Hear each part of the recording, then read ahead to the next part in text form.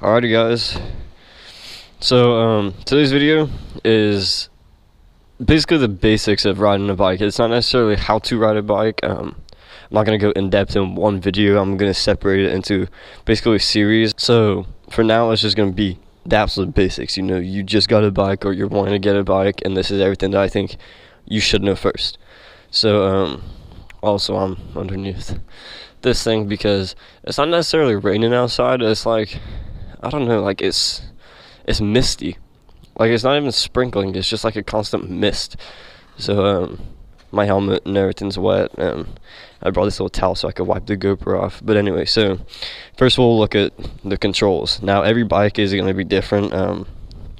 My bike is older, it's 2003, so if you do get a newer bike, it's going to have a few other bits and bobs on it. But for my bike specifically, so first of all, obviously this is your ignition. You turn it, it turns it on. You turn it back, it turns it off. Now mine, the lock thing is broken, but if you push it in and turn it, it locks the front wheel. So if you try turn it, it won't turn. Now obviously mine will turn because, like I said, broken. And then you've also got parking lights. Now that is like low operating lights, right? So if you park it, say, in a parking lot and it's dark outside and you want people to be able to see your bike, because we all know that bikes are small, they're not very visible. So if you turn it and turn it to the parking light, then your lights will stay on. Now that lets people know that your bike is there, but it also doesn't drain your battery. Now you can't leave it on like that all night, but as far as if you're going in a grocery store or something, then that's good.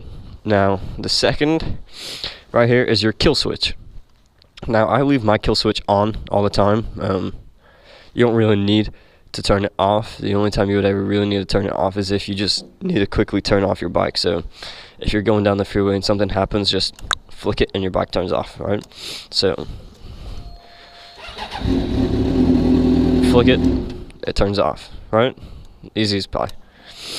Now the next one is obviously going to be your electric start button. So a lot of bikes are different. Mine specifically, the bike has to be in either neutral with the kickstand down, neutral with the kickstand up, or first gear with the kickstand up.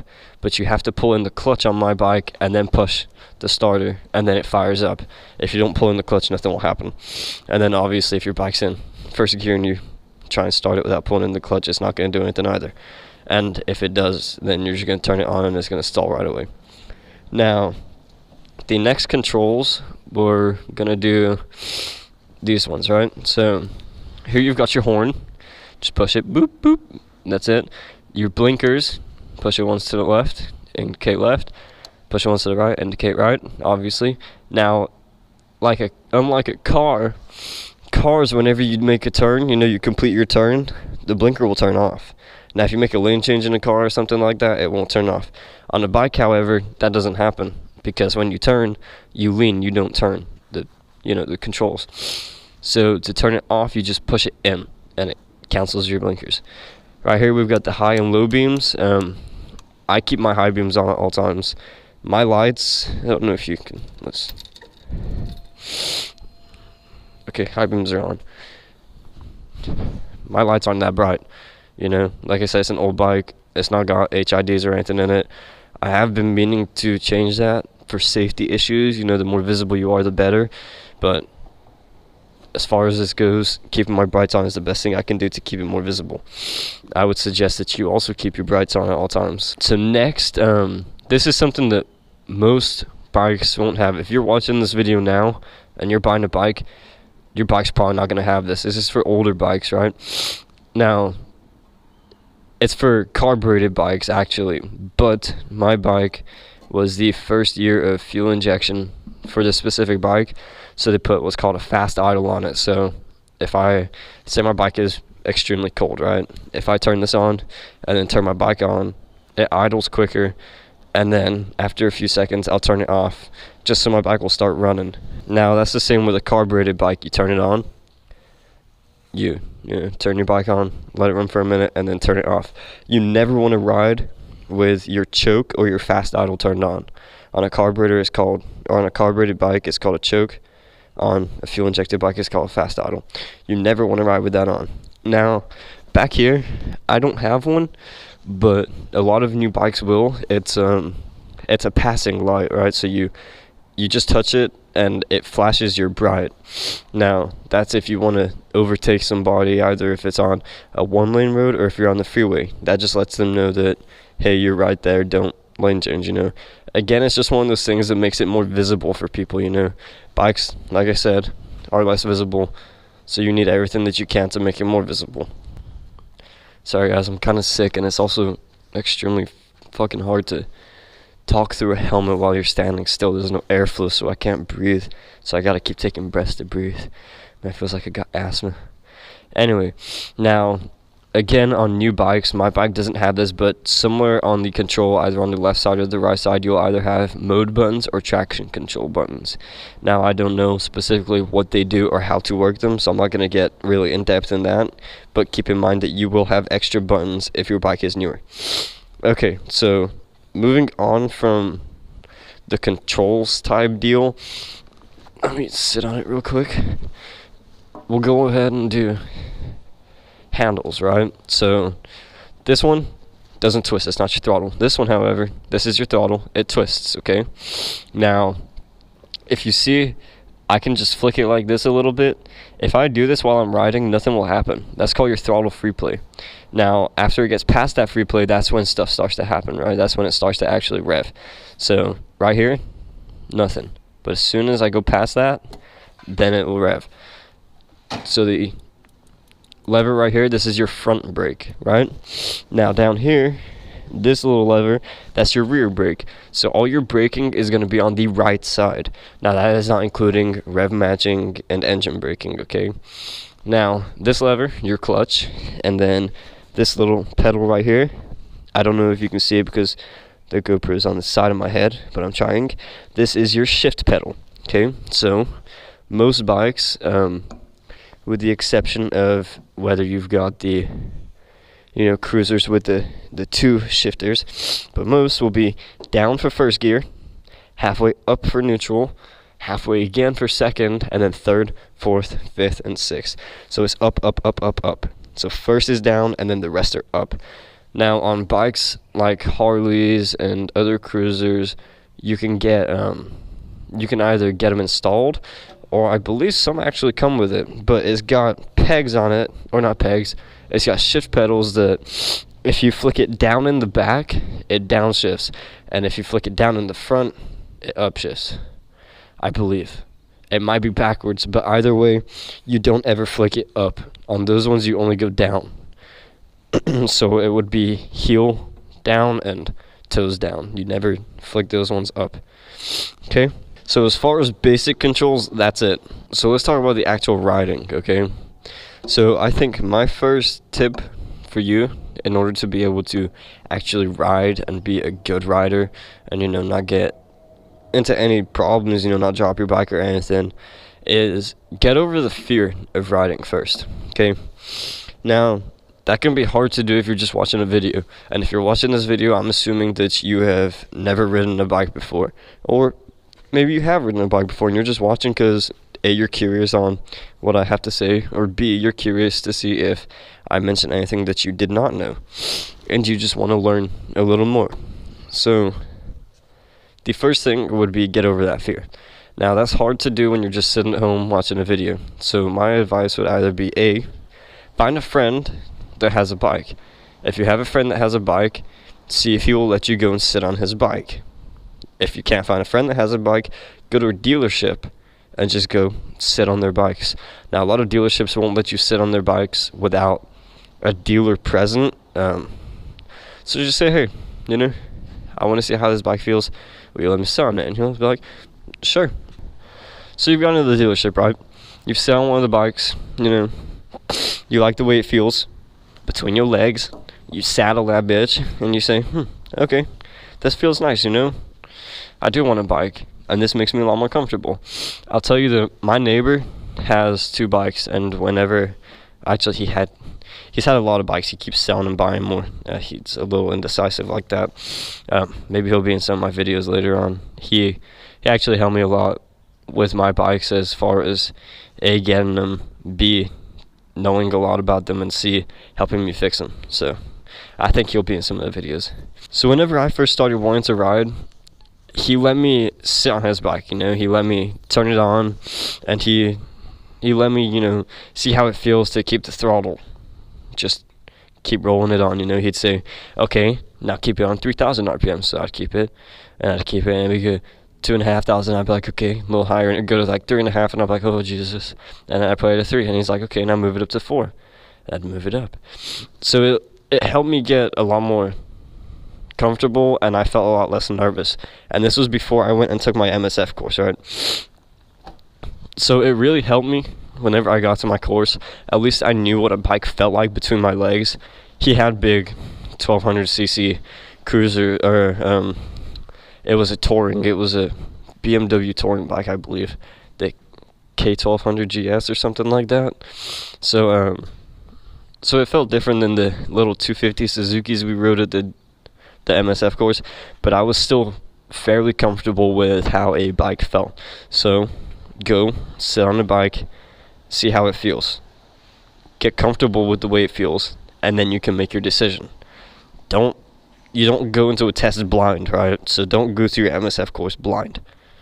See how it feels. Now, with that being said, my next step, if you want to learn how to ride, go to an MSF course. They will teach you everything you need to know. I believe, actually I don't know, but in Texas, you are required to take the MSF course. You have to get the endorsement before you can ride.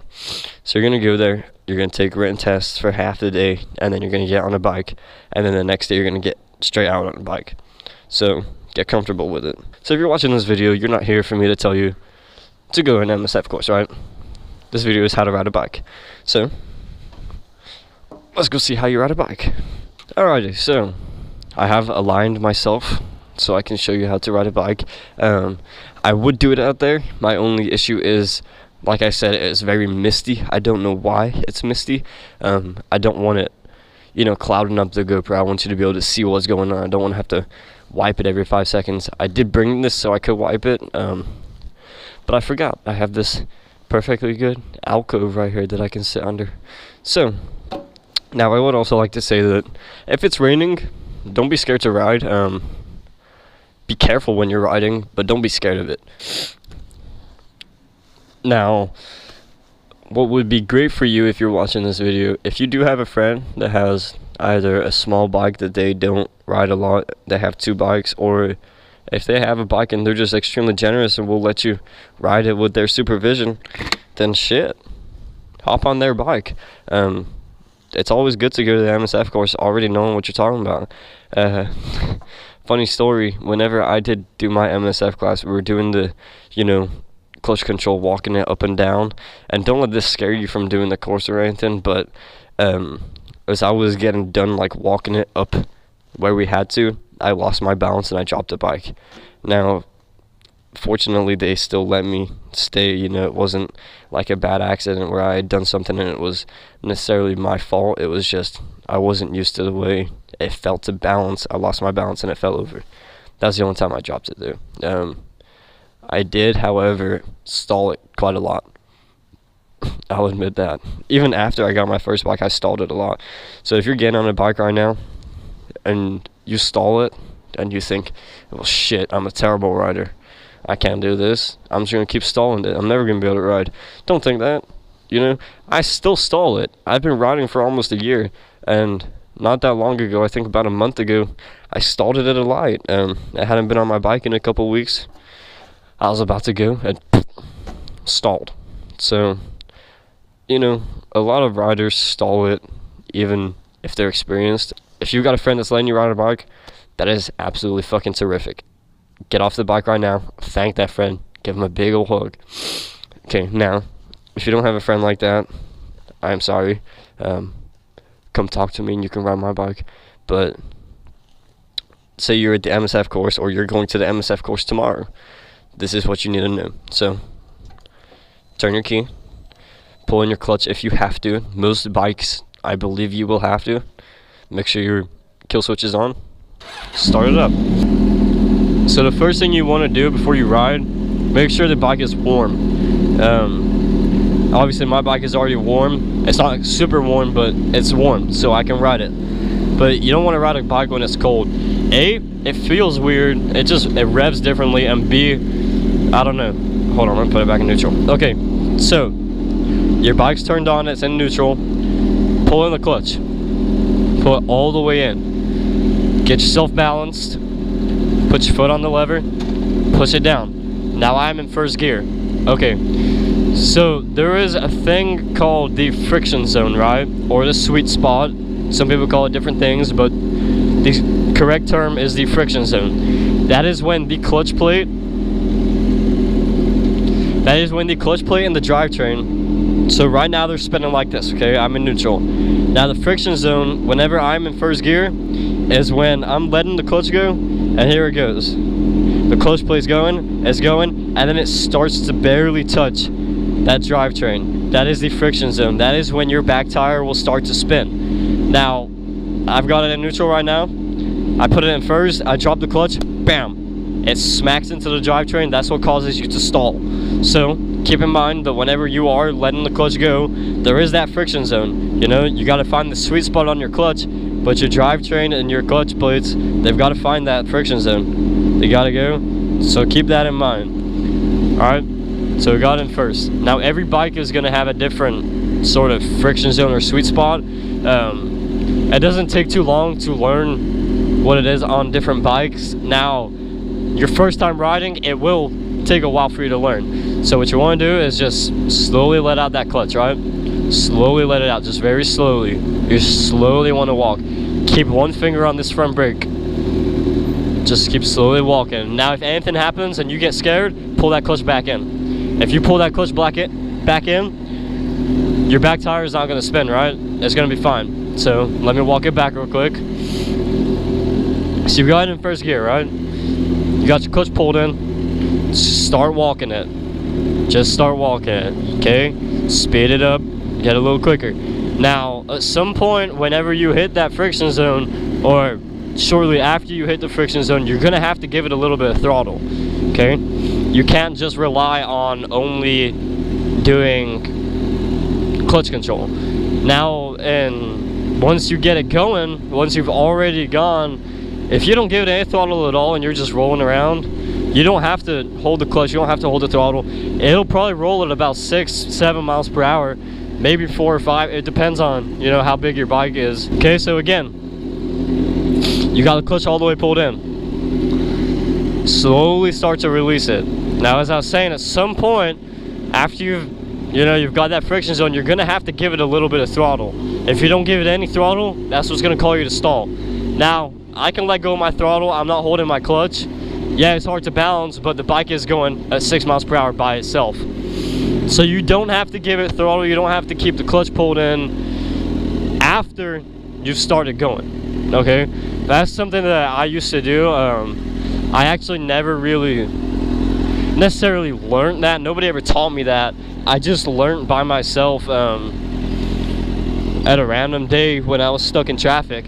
Now, I'm not saying that, oh my god, I'm a bike god. I just learned that I don't have to use clutch or throttle at all. Whoa, look at me, you know, I'm a professional. No, I'm not saying that. It's just, that's something I learned, you know. They're not going to teach you that at the MSF course. That's just something I learned while sitting in traffic. Now, up until then, I used to keep the clutch pulled in a little bit and the throttle a little revved just to keep it going at 5 or 6 miles per hour. And then one day, my hands were getting tired and I was like, fuck, man. So I was going to let it go, but I was like, oh crap, what's going to happen? And I was like, you know what, screw it. Just let them both go. And the bike just rolled by itself. And I said, well, howdy ho, look at this shit. I don't got to keep my hands getting tired and all this crap. So, let's go again. Got the clutch pulled in, you're slowly releasing it. Just gonna walk it, walk it, walk it. Since you hit like 3 or 4 miles per hour, pick your feet up, give it a little bit of throttle. Now, if for any reason anything happens, you get scared, pull in that clutch, put your foot on your rear brake, give it a little bit on the front brake, come to a stop, put both your feet down. Now, don't put them both down at the same time. Never do that. Put them down one at a time. The general rule of thumb is put your left foot down first and then your right foot. Anybody know why?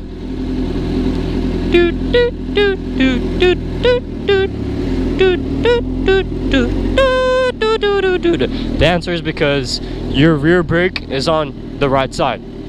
So if anything was to happen and you need your brake, and your right foot is on the ground and your left foot's up in the air, and you got a brake all of a sudden, well, you're fucked because your right foot's on the ground. So keep your right foot up, put your left foot down, and then your right foot. Then if anything happens, you gotta pick your right foot up real quick. At least your left foot's down, and you can, you know, you're still balancing on one leg. So that is how to ride a bike, right? You're walking it. That is your clutch control. So you've learned how to feather the clutch, blah blah blah, give it a little bit of throttle, a little bit of gas. Now what? See if your buddy will let you take it in the parking lot. So let's go get in the parking lot. Parking lot time. Now we're big boys. Alrighty, so and girls, I'm not sexist, girls can ride too. So your buddy's kind, he's letting you go in the parking lot. And if he's not kind and you don't have a buddy and you're at the MSF course right now, or you're going to the MSF course tomorrow and you just want to be prepared, now you get to learn how to ride in the parking lot. And they're gonna move quickly. The MSF course moves very quickly. Now don't let that scare you, but they do move very fast. You know, you're gonna go up and down 4 or 5 times doing clutch control, and then after that they're gonna have you go around in a circle. So let's go. So you're riding along, just cruising at a nice speed, okay? Now at low speeds, you don't really use your body too much to turn. Pay close attention to my steering, my whatever the fuck you'd call it, my triple tree, right? My handles. So whenever I'm turning at low speeds, I am turning my handlebars, right? Now at high speeds, that is when you start to use your body to turn. So just at low speeds, you just turn your steering, or you know, your handlebars. Now don't turn it a lot. It only takes a slight amount of pressure for your bike to turn. Look at how much I'm turning it, right? It barely looks like it's fucking turning, but I guarantee you I am turning my handlebars. Alright, so let's put them straight. So I'm going in a straight line right now, right? Which, by the way, is very hard to fucking do. Now I want to turn. Look at how much it's turning. I'm barely turning it, right? When I turn it a lot, you start to go over. So keep that control. Keep it in good control. Whenever you're turning your steering wheel or your handlebars, keep good control. If you turn it too quickly, you will fall. If you turn it when you're trying to stop, you will probably fall. So keep that good control. Okay, now I apologize that I'm doing this while it's raining and I have to keep stopping to wipe the camera, but I really wanted to put this video out here. The quicker I get to put this out there, the more people that can see it, the more people that can learn from it. I feel like there's not enough in-depth tutorials on how to ride a motorcycle, and all the ones that I've seen are just fucking weird old men. Whenever I wanted to start riding, I wanted to watch videos of people my age teaching me, you know. I don't know why. It's just, that appeals to me, right? You know, you're gonna appeal to things that are similar to you. So we're going around. Now let's pick up the speed.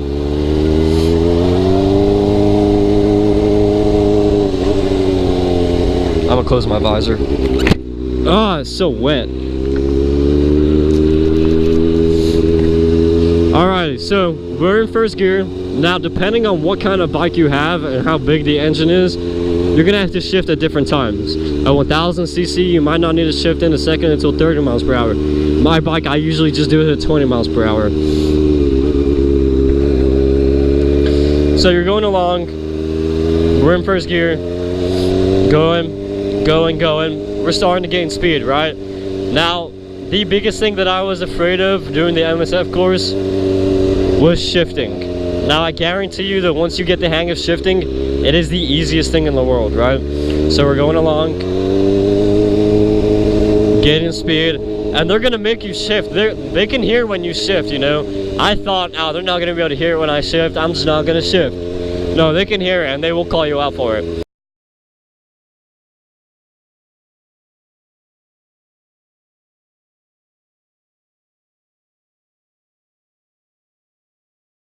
So you're going along, right?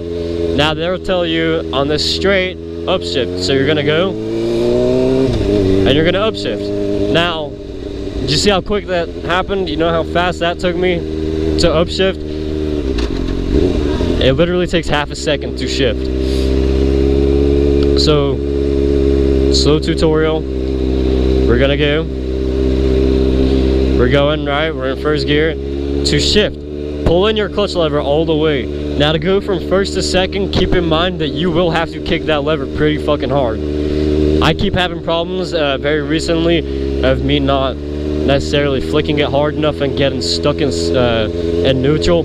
So I'll take off from a light and I'll want to go into second and I'll accidentally flick it into neutral and I'll pull the throttle and my bike will just start revving and it'll scare the shit out of me and the people behind me. So keep in mind, from first to second, you've got to give it quite a bit of pressure. Now from second to third, third to fourth, fourth to fifth, and fifth to sixth, you don't have to give it that much pressure. You know, even flicking it halfway will give it all the bump it needs to get up into the next gear. So when you go from first to second, keep in mind you got to flick it hard. So we're gonna upshift, right? Is that shit or is it a sock? So we're on the straightaway, right? We're speeding up, pulling the clutch all the way, flick that lever, slowly, and okay, I wouldn't necessarily say slowly let the clutch out, but as you're letting that clutch out, give it throttle again, you know? Like we just practiced with that feathering it in first gear, we're just walking it. You gotta do the same thing, but this time it's quicker, you know? It's a more fluid movement than that. So, let's downshift. Now, I'm gonna do a video on rev matching as well. Rev matching is something that I didn't start doing until I got this bike. I think it's a sock. So on my first bike, I never really rev matched, which is terrible. You're supposed to rev match. A, it prevents your rear tire from locking up, and B, it prevents you from fucking up your clutch plates. So you got rev match. Now we're almost done with this video, guys. Shifting is gonna be the last part. It's starting to rain harder. I've got to get home. I'm getting soaked. I'm out here in my Adidas sweatpants. Not the best idea. Which, by the way, guys, wear all your gear. I watched a how to ride video yesterday just so I could inform myself before I came out here, and it pissed me off. First of all, the guy said something about braking, and this is something I'll talk about in another video. I'll match it with the rev matching video. But he said braking, you brake 70% of the time with your front brake and 30% of the time with your rear brake. That's not true. 70% of your braking power comes from your front brake, and 30% of your braking power comes from your rear brake. Now, I would also like to note that whenever you are giving your bike throttle, guys, it does not take a lot of throttle at all. It is the smallest movement. Look, I don't know if you can tell, right? But hold on, let me get this straight. Alright, watch my hand, right? So I've got it here. I'm gonna give it throttle. You can barely see it moving. And look, I went up 4 or 5 miles per hour. So it doesn't take a lot of throttle at all. Don't give it too much throttle. You'll probably loop it. Now, if you want to accelerate quickly, obviously you give it a little more throttle. But you're learning how to ride, you don't need to accelerate quickly. You're just gonna learn how to control your bike. So one more time, we're gonna go around here, we're gonna upshift, and I'm gonna head out of here. Alright, so remember, pull the clutch in all the way, flick that pedal up, or the lever up, flick it up hard. Get a lot of pressure on it. Your foot is not metal. It's skin and bones. Your shoe is not metal. It's just a little bit of whatever the fuck kind of a shoe you're wearing. You're not gonna break that lever if you flick it up. Now, if you're Hulk, you might. So, go, pull in your clutch, flick it up. Give it a good amount of pressure, okay? It doesn't take a lot. Or, well, yeah, it doesn't take a ton of pressure, you know? It's not like it's extremely hard to do it, but give it a good amount of pressure. You want to make sure that you hit second gear and not neutral. So I'm still in second gear here, so let me downshift. And I said that was the last one, but this is gonna be the last one, guys. Okay, so you're accelerating, pulling that lever, flick it up. All right, so now we've learned how to ride. I'm gonna go ahead and go home. I'm gonna go down this street right here and let you see. But guys, if you enjoyed this video, please like, subscribe, comment down below. Let me know your feedback. If this video really helped you too, please comment down below. My goal is to inform you. This video is not necessarily meant to entertain. Oh no, I need gas. However, if it does entertain you, that's perfect. I do want my videos to be entertaining as well as informative. So if you learned something from this video and if you got a good laugh, or if you enjoyed watching it, please hit that like button, hit that subscribe button, comment your feedback down below, you know. Tell me if I helped you. I would love to hear if I helped you. You know, I'm doing this to help people. So if you comment and you say, wow, Tig, this video really helps me learn how to ride, thank you. That will make my day so much better. So, I wish you good luck in your MSF course. Everybody should get a bike. Bikes are great. So, good luck. Have a wonderful day, and be safe. Alright guys, I'm out.